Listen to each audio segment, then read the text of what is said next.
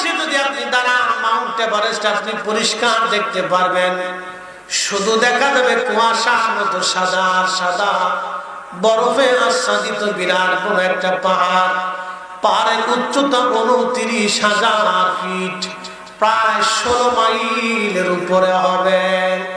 সোজাসুজি 16 মাইলের উপরে হবে, 29,000 ফিট। মস্ত বড় পাহাড়ের উপরে যদি আল্লাহর কোরআন নাজিল হতো, আল্লাহর কোরআন বলতেছে হাবিব আপনি দেখতেন ওই পাহাড়টাও আমি আল্লাহর ভয়ে, আমি মালিকের ভয়ে গলে গলে মিশে যাইত। একবার জোরে বলা যাবে আল্লাহু আকবার। এই পবিত্র কোরআন আল্লাহ 22 বছরের জীবনে, 23 বছরের জীবনে 22,000 বার জিবরাইলের আগমনে 114টি সূরার মাধ্যমে আল্লাহ তার নবীর কালবের মধ্যে নাজিল করেছেন। যখন কালবের মধ্যে কোরআন শরীফ আসতো, আল্লাহর নবী প্রচন্ড ঠান্ডায় ঘেমে যাইতেন। উটের পিঠের মধ্যে চলে বসে থাকলে উটের পিঠগুলি বাঁকা হয়ে পাগুলি মাটির মধ্যে দেবে যাইত।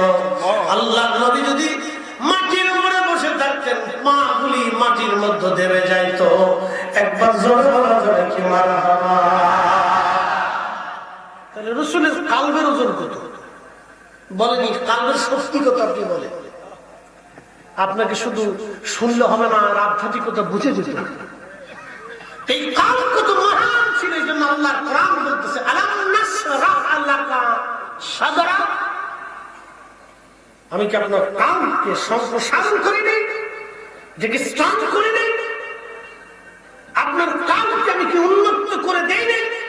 এটার ভিতরে সুপ্রিম পাওয়ারকে আমি দিয়ে দেই নাই? আলাম নাশরাহ লাকা সাদরা।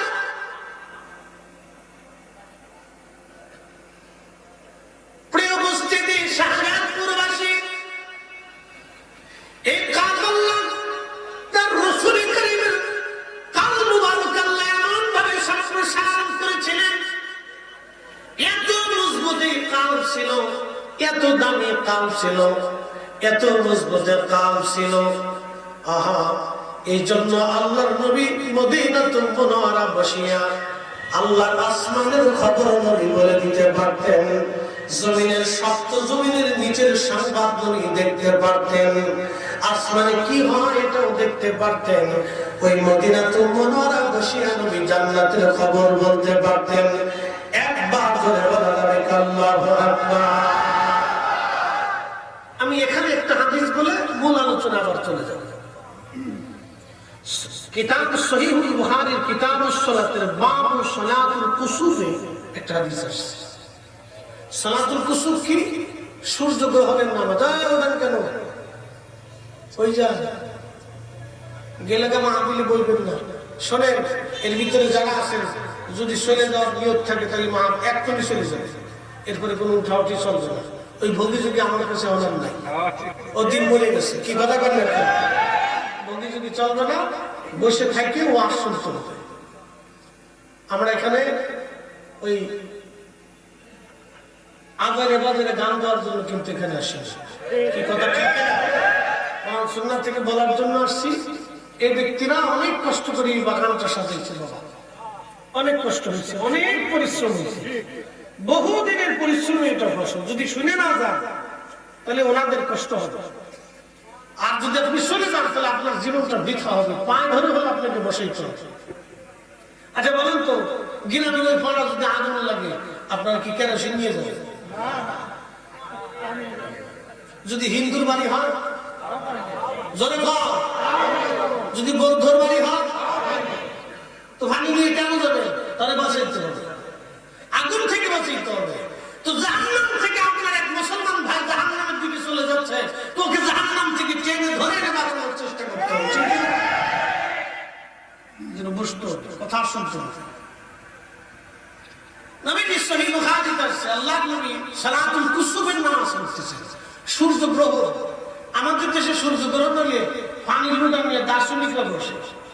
বাংলাদেশে কত দার্শনিক যে বের হয়, তখন এই বালতি করে পানি গুলো হয়, মগ করে পানি গুলো হয়, পানির ভিতরে দেখে সূর্য গ্রহণ কেমনে হয়। সূর্য গ্রহণ লাগার পরে আল্লাহ নবীর চেহারা বিবর্ণ হয়ে যেত, চিন্তিত পেরেশান হয়ে যেতেন। প্রিয় নবী নামাজে দাঁড়িয়ে যেতেন, সালাতে দাঁড়িয়ে যেতেন আর বলতেন, ও উম্মত, সূর্য আল্লাহ গ্রহণ করে দিয়েছে, ডুবিয়ে দিচ্ছেন। যদি আল্লাহ হুকুম না করেন পৃথিবীতে আর কোনদিন আলো ফিরে আসবে না। আমি বিবর্ণ হয়ে যাই, চিন্তিত হয়ে যাই। যদি আল্লাহ বেদার হয়ে যায় তা পৃথিবীতে আলো আসবে না। কি কথা কথা, আল্লাহ আলো না দিয়ে পৃথিবীতে কেন আলো দেওয়ার সুযোগ আছে? কোন সুযোগ নেই। বলেন তো, সূর্য কার আইনে চলে? চাঁদ, জমিন, বাতাস, সাগর, পশু পাখি, গাছপালা সব আল্লাহর আইনে চলে। খালি আমরা মানুষই শয়তানের আইনে চলে। আমরা মানুষই আল্লাহর আইনে চলতে চাই, শুধু মানব আর জিন, এই দুটো আল্লাহর আইনে চলতে চাই না। কুত্তা আল্লাহর আইনে চলছে। হুজুর কেমন? আপনি কুত্তারে খাবার দিবেন, আপনার বাড়ি কুত্তা ভাড়া দিবেন, কিন্তু শিয়াল রেখে যদি খাবার দেন আর যতই বলেন তুই মুরগি ভাড়া দিস, জীবনে তা হবে না। কি কথা বল না? শিয়াল দিয়ে মুরগি ভাড়া দিলে যা হয়, দুর্নীতিগ্রস্ত মানুষ দিয়ে দেশ ভাড়া দিলে তাই হয়। একবার সোজা আসছে, তুই সব কোনো গর্বিল দেয়। ও শিয়াল যতদিন বসাবে ততদিন এই মুরগি শেষ করে ফেলবে। কি কথা বল না? ততদিনই শেষ হবে। আর খালি পরে কাঁদবেন যে উইলোটা কি। ভোট দেওয়ার সময় 500 টাকা ভোট বিক্রি হয়ে যায়। 500 টাকা হলে 6 জনের ভোট দেয় না। আমি দিবেন আপনার মুসলমানের এক জবান দিবার সে দিলাম না। 500 টাকা ভোট বিক্রি করে ফেলছে। পরে কান দেখে রাস্তা হইল না কে? রাস্তা কেমন হবে? মোটামুটি সময় তার এই 50 কোটি টাকা খেয়ে ফেলছে। এই 100 কোটি টাকা সে নির্বাচনে নষ্ট করছে। এই 100 কোটি টাকা কি উঠাবে না? খালি 100 কোটি উঠা, 100 কোটি উঠানোর পরে আরো 900 কোটি উঠা, অতিরিক্ত 900 কোটি নিয়ে এসে সুইস ব্যাংকে জমা করে। উচিত কথা বলে তো ফরিদ হিসেবে ভাগ থাকবেন না।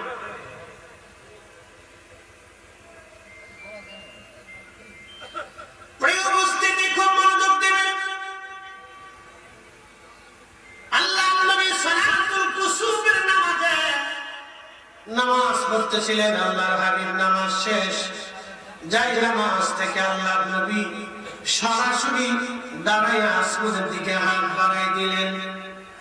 সাহাবীরা বলেন, হুজুর জীবনে কোনদিন এরকম নামাজ দেখি নাই হুজুর, যাই নামাজে দাঁড়াইয়া কেন আসমানে হাত বাড়াইলেন? আল্লাহর হাবিব ডাক দিয়ে বলে, সাহাবীরা রে, আমি আল্লাহর জান্নাত দেখেছিলাম, জান্নাতের মধ্যে খুবই সুন্দর জান্নাতি আঙ্গুর ফল দেখেছিলাম।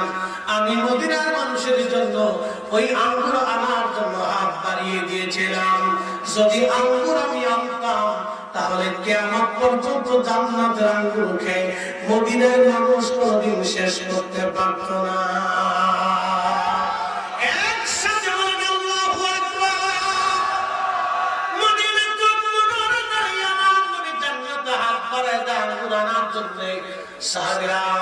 আমি যদি আঙ্গুর আনতাম তাহলে আঙ্গুর আনলে মদিনার মানুষ কিয়ামত পর্যন্ত এই আঙ্গুর খেয়ে শেষ করতে পারত না। সাহাবীরা এইখানে দাঁড়াইয়া আমি রব্বুল আলামিন আমি রাসূল জাহান্নাম দেখলাম, আমার রব আমার জাহান্নাম দেখাইলেন। সাহাবীরা আমি জাহান্নামের ভিতরে অধিকাংশ শুধু নারীদেরকে দেখেছি, মহিলা মহিলা। এবার বেটিটা আমরা খাইতে দিত, কাজ হয়ে গেছে। ওদিক কি দেখছি? মহিলারা কি আছে? এরা কি দেখতেছেন?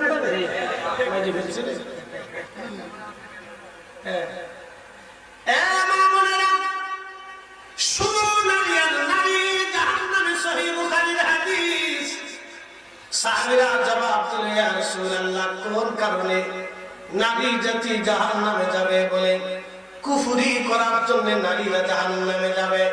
বলে হুজুর তারা কি আল্লাহর সাথে কুফরি করবে? বলে না। তাহলে আপনি নবীর সঙ্গে কি তারা কুফরি করবে? বলে না। তাহলে হুজুর কার সাথে তারা কুফর করবে, কার সাথে তারা নাশুকরিয়া করবে? বলে স্বামীর সঙ্গে তারা কুফর করবে। বলে হুজুর সেটা কেমন? বলে তুমি তোমার স্ত্রীকে যদি সারা জীবন ভরণ পোষণ দাও, তার প্রয়োজন তুমি যদি তার মেটাও, জীবনের কোন এক বেলায়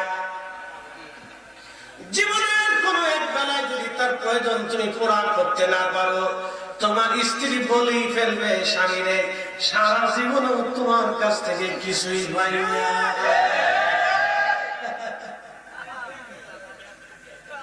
যারা বিয়ে করছে তারা বুঝে যায়, আর যারা করেন না তারা খাতা কলমে লিখে দিয়ে যায়। পৃথিবী উল্টে যাবে, আল্লাহ রাসূলের কথা মিথ্যা হবে না। সাদাকাল্লাহুল মাওলানাল আযীম, আল্লাহ সত্য বলেছেন, ওয়া সাদাকা রাসূলুহুল নবিয়্যুল হাবিবুল কারীম, আল্লাহর নবী সত্য বলেছেন। আল্লাহর নবী মিথ্যা বলেন নাই, আল্লাহ নিজে মিথ্যা বলেন নাই, আল্লাহর রাসূল মিথ্যা বলেন নাই। আর বুঝাইতেছি, মনোযোগ দিয়ে, এখান থেকে বোঝার অনেক কিছু আছে।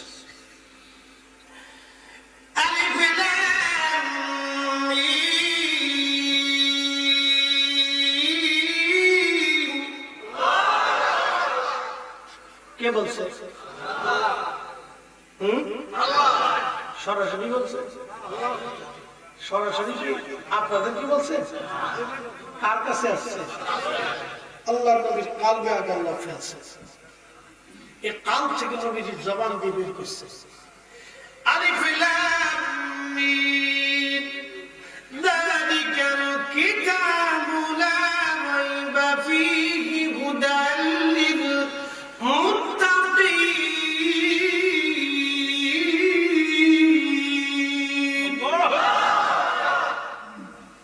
আল্লাহ তার রাসূল কারীমের কাল মোবারকে কথাগুলি বাক্যগুলি আল্লাহ নাযিল করলেন। আল্লাহ নবী জবান দিয়ে বললেন, সাহাবীদের সামনে বললেন, আবু বকর, ওমর, উসমান, আলী, তালহা, জুবাইর, আব্দুর রহমান ইবনে সাদ বিন আবি ওয়াক্কাস, আবু উবাইদা ইবনে জাররাহ, সাদ ইবনে জুবাইর, হযরত আবু হুরায়রা, আম্মা জান আয়েশা, খাদিজাতুল কুবরা, তাহেরা তাইয়্যিবা, আম্মা জান হযরত সাউদা, আম্মা জান উম্মে হাবিবা, উম্মে সালমা রিদওয়ানুল্লাহি তাআলা আলাইহিম আজমাইন। আল্লাহ নবী সাহাবীদের সামনে যখন এই বাক্যগুলি বললেন, সাহাবীরা বিনা শব্দে, বিনা বাক্যে আমার রাসূলের কথাগুলি মেনে নিয়ে কোরআনের বাক্য হিসেবে তারা মেনে নিয়েছে। কথা বলেন না কেন, ঠিক কিনা?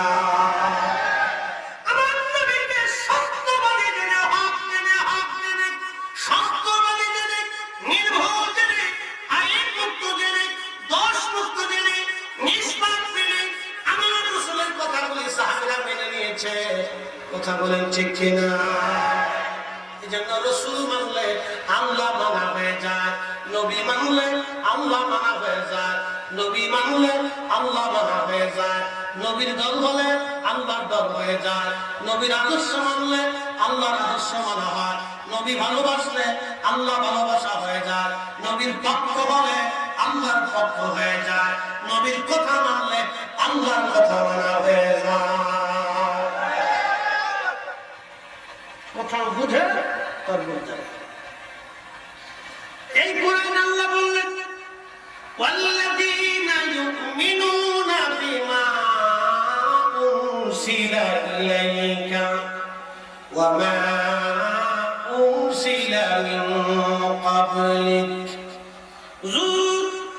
সফল কাম তারা হবে যারা আপনার উপরে এই কোরআন যা নাযিল হয়েছে দৃঢ় চিত্তে ইখলাসের সাথে যারা বিশ্বাস করবে, তারা সফল কাম হবে, সফল কাম হয়ে যাবে। এই কোরআনে যাহা আছে তাহা তাদেরকে মেনে নিতে হবে। অর্থাৎ আল্লাহ তো নিজে সরাসরি কোরআন আমাদেরকে ঢেলে দেন নাই, কালবে ঢেলে দিয়েছেন নবী, নবী জবান দিয়ে বলেছেন কোনটা কোরআন হবে কোনটা হাদিস হবে। আল্লাহ নবী জবান দিয়ে বলেছেন, বলার কারণে আমরা বুঝতে পেরেছি এটা কোরআন আর এটা হাদিস। তো বুঝতে অসুবিধা হচ্ছে আপনাদের? আত্মসা করে বলেন তো, চুপচাপ বসে বসে না দেখবি বুঝতে হবে, না বুঝলে তো বিপদ। এই জন্য আল্লাহ রাসূল সত্যবাদী, আল্লাহ নবী কি নির্ভুল। কথা বলেন না কেন? কি ভুল? একসাথে বলেন, একসাথে। মাসুম, জোরে বলেন কি? আইন মুক্ত, ত্রুটি মুক্ত, খাতা মুক্ত, দোষ মুক্ত, একবার নিষ্কলঙ্ক। বিশ্বাস আছে? যদি রাসূলের ত্রুটি থাকে, ভুল থাকে, তাহলে কোরআনে ভুল এসেছে, এটা মনে রাখবেন। অতএব কেউ যদি বলে রাসূলের ভুল ছিল, ওরে একবারে কায়দার মতো, একবারে ঠাডার উপরে 100টা জুতা দিয়ে ফিটিং দিয়া ওরে দেশ সারা করতে হবে। আল্লাহ রাসূলের জীবনে ভুল হতে পারে না, নবীর জীবনে ত্রুটি হতে পারে না, নবীর জীবনে খাতা হতে পারে না। নবীর জীবনে ভুল হলে তাহলে কোরআনের উপর প্রশ্ন আসবে। এই কথা সারা জীবন মনে রাখবেন। আমি আপনাকে সূত্র থেকে স্কচ বা বিস্কচ বুঝিয়ে দিলাম। তাহলে কালামের ভিতরে বলেছে ওয়াল্লাযীনা ইউমিনুনা বিমা উনজিলা ইলাইকা। আল্লাহ তাকিদ দিচ্ছেন, আল্লাহ বুঝাচ্ছেন, ইলাইকা আপনার উপরে যাহা অবতীর্ণ হয়েছে তার উপরে নিষ্পত্তি হিসেবে, নিশ্চিন্তে হিসেবে, বিনা বাধা বিনা চিন্তায় বিশ্বাস করতে হবে, তাহলে আপনি মুসলমান। বুঝতে কি কোনো অসুবিধা হচ্ছে আপনার? বুঝাচ্ছি। ঈসা আলাইহিস সালাম পাহাড়ের পাশে, মনে আছে না আপনাদের? কথা বলেন, মনে আছে? এখানে আমরা অনেক কোয়ালিটির মানুষ আছি, বিভিন্ন দরবারের মুরিদ আছে, আছে না ভাই? আমার পীর মুর্শিদের দরবারের মুরিদও আছে। আচ্ছা বলেন, বিভিন্ন রাজনৈতিক দলের লোক আছে, বিভিন্ন ঘরানার মানুষ আছে, আছে না ভাই? কোরআন শরীফ কি আমাদের জন্য ভিন্ন ভিন্ন আলাদা না? কি বলে? এই কোরআনে যাহা আছে সব মুসলমানের জন্য তাহা। এখানে যাহা হারাম আছে সবার জন্য তাহা হারাম, এখানে যাহা হালাল আছে সবার জন্য তাহা হালাল, এখানে যাহা হুকুম প্রদান করেছেন করার জন্য সবাইকে তাহা করতে হবে। ঠিক কিনা? কোন সন্দেহ? এখানে আল্লাহ যাহা করতে বলেছেন আমাদেরকে তাহা করতে হবে, যাহা নিষেধ করেছেন তা সবাইকে ছেড়ে দিতে হবে, কোনো কথা নাই, কোন শব্দ হবে না। কি কথা ঠিক কিনা? কোন শব্দ। যদি মুসলমান হন, যদি আখিরাতে বিশ্বাসী হন, যদি কবরে বিশ্বাসী হন, যদি মেহশরে বিশ্বাসী হন, যদি রাসূলের সুপারিশে বিশ্বাসী হন, যদি আল্লাহর নবীতে বিশ্বাসী হন, তাহলে আপনাকে এখানে যা আছে সব জেনে নিতে হবে, কোন সন্দেহ। প্রিয় উপস্থিতি আমার, খুবই মনোযোগের সাথে কথা শুনবেন। ঈসা আলাইহিস সালাম পাহাড়ের পাশে হাঁটে, দেখে মস্ত বড় একটা পাথর পড়ে আছে, সুন্দর সাদা মার্বেল পাথর।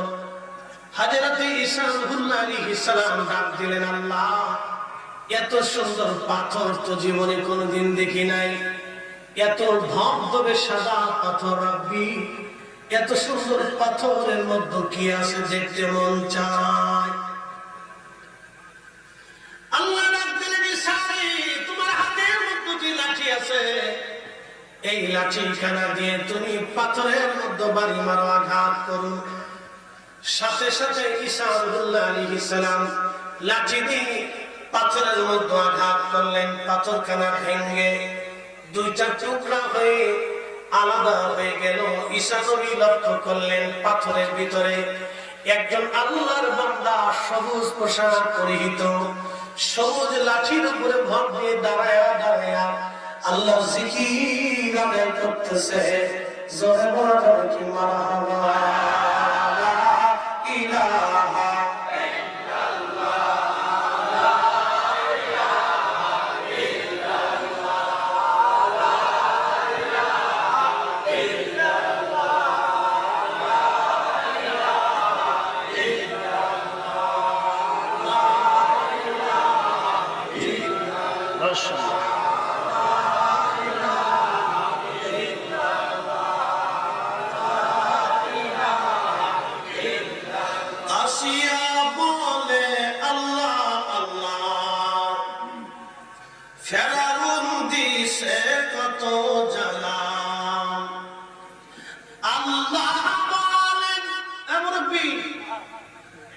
দাদু কই যা কিছু থাকে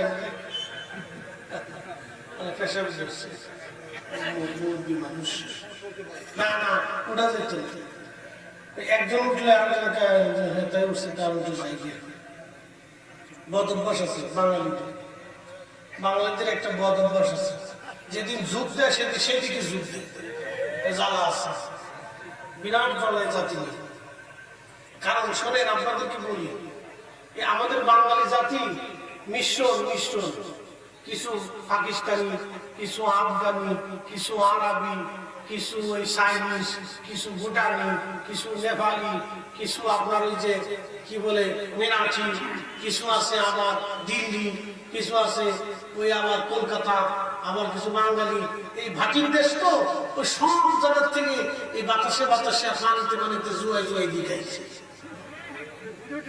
হ্যাঁ দেখেন না একই বাংলাদেশ ভাষা কথা সিলেটে যদি জানতে পারেন কিন্তু আমার বাংলা জমি সকাল লু খাইতাম না বিকেল লু খাইতাম আর চট্টগ্রামে গেলে আপনি কিছু বুঝতে বাংলা না হিন্দি না উর্দু বুঝার খেলা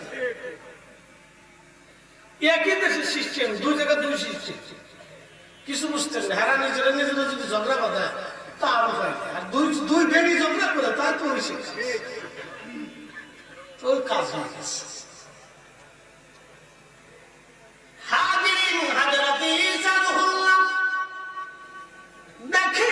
পাথরের ভিতরে একজন আল্লাহর বান্দা দাঁড়িয়ে দাঁড়িয়ে আল্লাহ জিকির আদায় করে একসাথে বলুন মারহাবা।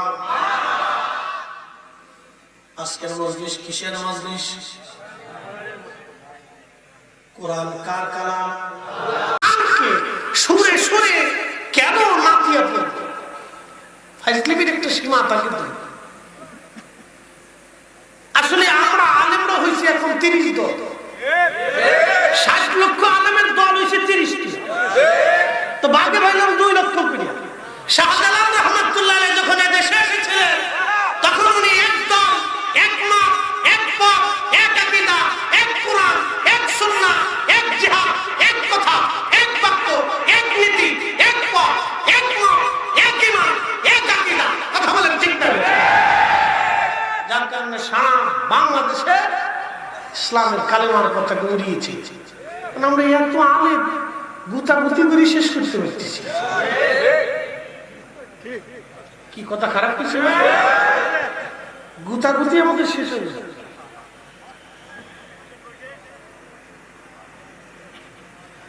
খুব মনোযোগ দিবেন।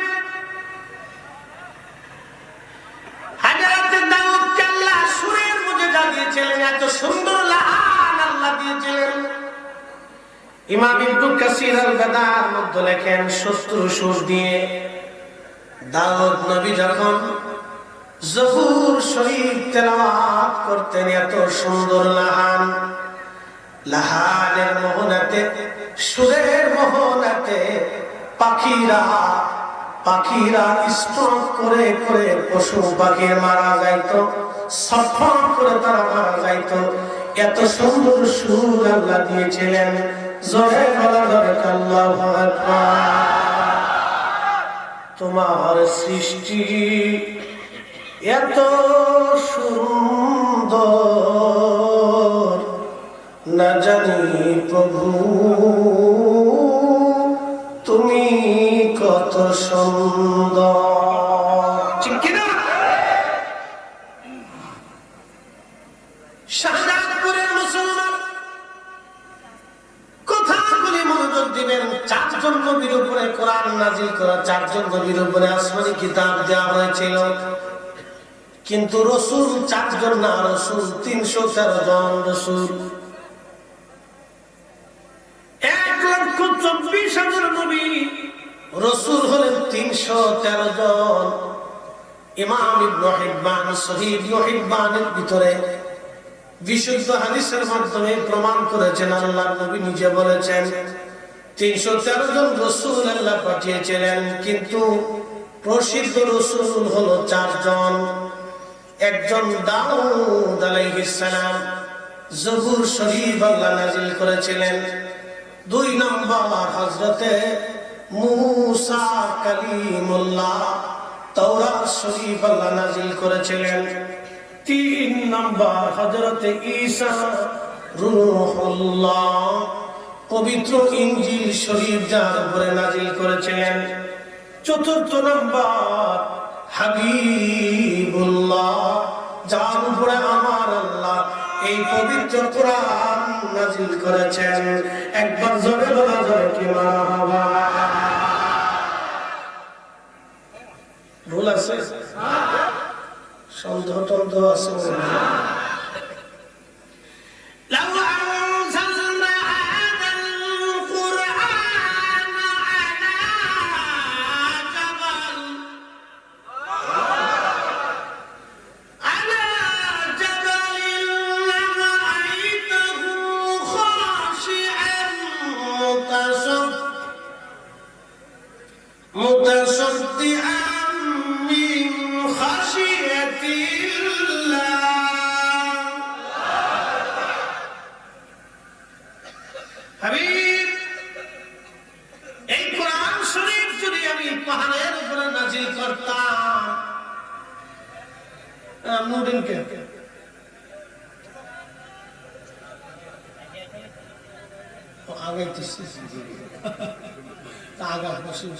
সামনে চলে এসেছে ওরা আমি করবে না কোন আল্লাহ রাসূল ফেসাবে যদি ধরে তো এক আঙ্গুল মুছা করবে, আর যদি দোনোটাই ধরে 2 আঙ্গুল মুছা করবে। বুঝতে পারছেন? নিম্ন শ্বাস বুঝতে পারছেন তো? নিম্ন শ্বাস যদি দোনোটাই ধরে তাহলে 2 নাম্বার সিগন্যালে পড়লে 2 আঙ্গুল মুছা করবে, আর যদি 1 নাম্বার সিগন্যাল থাকে তাহলে 1 আঙ্গুল মুছা করবে। নড়াচড়া করা যাবে না। আমি আল্লাহ কোরআন শরীফ থেকে বলতেছি, কোরআনের বাক্যগুলি মজা লাগে না? কথা কথা কেন লাগেনি আপনাদের? লাগবে, কারণ আল্লাহর পবিত্র কালামের কথাগুলি ঠিক করে বিশুদ্ধ কালাম। আমি মনে করি প্রত্যেক মুসলমানের ঘরে ঘরে এই কোরআনের তেলাওয়াত জরুরি। কথা ঠিক কিনা? আগে শাশি নানিরা কোরআন শরীফ পড়তো, গ্রামের বাড়ি ঘর থেকে মুরব্বীদের আওয়াজে কোরআনের আওয়াজ ভেসে আসতো। ওহানারও তা আসে না, খালি ফেসবুকের টুপ টুপ টুপ টুপ আওয়াজ হয়। আমার শুধু গান বাজনা টিকটক টিকটক গাবি জাবি সমস্ত মানুষ ফাইসার ভিতরে নিমগ্ন হয়ে গেছে। প্রত্যেক মুসলমানের ঘরে ঘরে, প্রত্যেক মুসলমানের হৃদয়ে হৃদয়ে আল্লাহর কোরআনকে বদ্ধ করা উচিত। কথা বলেন ঠিক কিনা? আল্লাহ রাব্বুল আলামিন ডাক দিলেন, হাবিব এই কোরআন শরীফ যদি আমি পাহাড়ে নাযিল করতাম আপনি দেখতেন لرأيته خاشعا